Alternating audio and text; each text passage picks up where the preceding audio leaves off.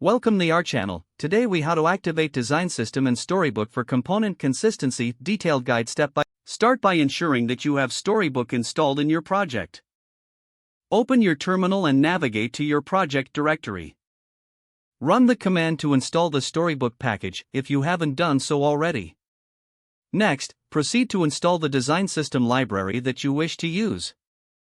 Check the library's documentation for any specific installation instructions. Once installed, create a new file for your Storybook configuration. Name this file main.js if you are using Storybook 6 or higher. Locate the .storybook directory in your project.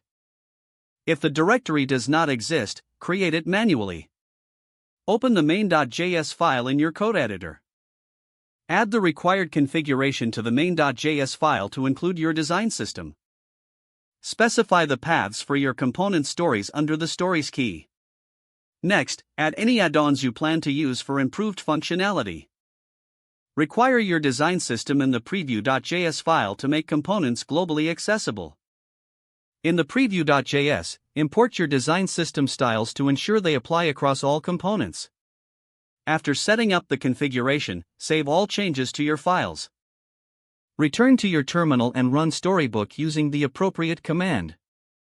Once Storybook is running, open your web browser and navigate to the designated local URL. You should now see your components listed along with their corresponding stories. Test individual components to verify that the design system styles are applied correctly. Adjust your configuration as needed to improve component consistency. Continue to review and refine the design system integration in Storybook. Document any additional steps or settings for future reference. This process will help maintain component consistency throughout your project. Now, you can focus on building and showcasing your UI components effectively. If the page does not load, refresh the browser or try again in a private or incognito window. Make sure you are using the correct email address, then retype it carefully to avoid small typos.